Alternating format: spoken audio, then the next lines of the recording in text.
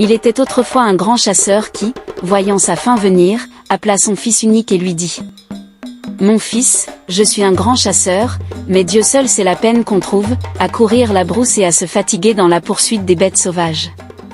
Alors, je te demande de ne pas chasser comme moi. Laisse les bêtes tranquilles et cultive les champs avec ta femme, et lègue tes terres à tes enfants. » Le fils promit. Alors, le père lui dit : « Je sais que tu seras tenté tant que mon fusil sera dans cette case. Alors, je l'ai magiquement enfermé au plus loin dans la brousse dans un baobab creux avec un grand python, si grand qu'il ne peut s'échapper car son propre poids l'écrase au sol. Laisse-le en paix. Car qui s'en saisira, s'il n'est tué par le python, ne pourra trouver de femme et avoir d'enfants. » Et il mourut. Mais le fils avait le virus de la chasse. N'avait-il pas suivi son père tout jeune dans la brousse ? Au début, cependant, il respecta les volontés de son père et n'allait flécher qu'au retour des champs. Mais une nuit il rêva, il allait par la brousse et vit 3 grands arbres, un caïl cédra, un fromager et plus loin, un baobab.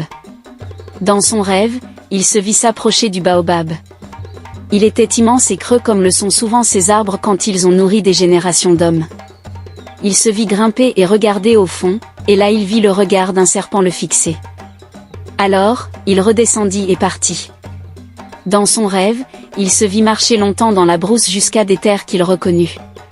Et le jeune homme se réveilla.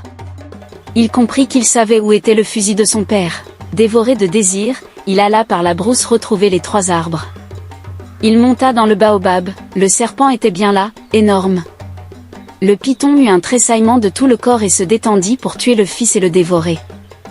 Il ne vit pas la fine lame aiguisée du sabre que le jeune homme tenait devant lui et contre laquelle il alla, s'ouvrant lui-même la tête en 2.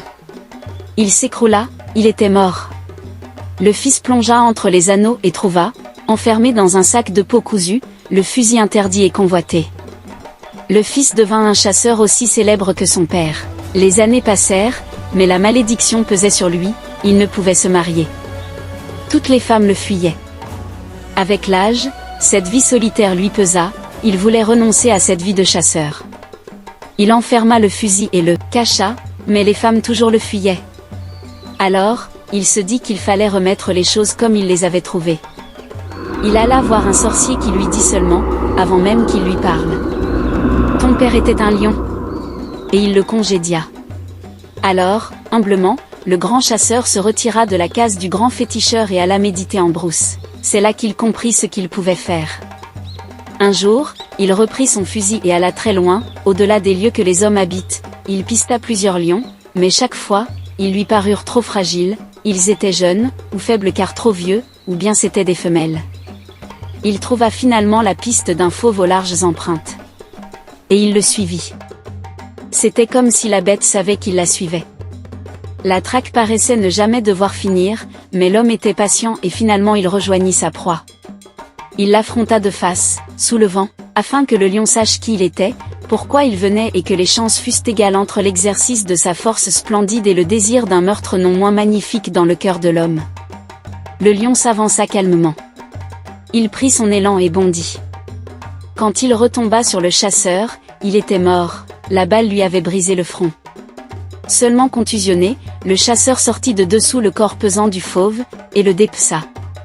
Ensuite, il revint portant la peau, reprenant la longue route jusqu'au baobab où il avait trouvé le fusil de son père. Il jeta l'arme enrobée dans sa peau de lion sur les os blanchis du python tué tant d'années auparavant. Il repartit en brousse, et rechercha un python. Il en trouva finalement un énorme, qu'il saisit dans un filet après l'avoir piégé en lui donnant un bœuf entier à engloutir, et le python dormait digérant quand il s'en saisit. Le chasseur traîna son prisonnier jusqu'à la cachette de son père. Il y jeta le serpent libéré de son filet. En descendant du baobab, le vent s'éleva et le fils repenti cria : « Père, ô toi lion magnifique ! Je t'ai rendu ton fusil, rendu ton python, rends-moi la paix !» Seul le vent lui répondit, mais Chasseur sut que son don était agréé par les mânes de son père qui flottaient toujours dans la brousse et qui, maintenant que son fils avait obéi à son ordre, pouvait reposer en paix. Il ne faut jamais désobéir à son père, même quand il n'est plus là, telle est la leçon que comprit le chasseur qui la répéta à ses enfants et que nous devons, quand nous sommes pères à notre tour, dire à nos fils. Quant à moi, je laisse ce conte où est le fusil. Trouvez-le et vous ne vous marierez jamais. Merci d'avoir suivi cette histoire jusqu'à la fin. Laissez-nous une pouce et surtout, n'oubliez pas de vous abonner pour une autre histoire.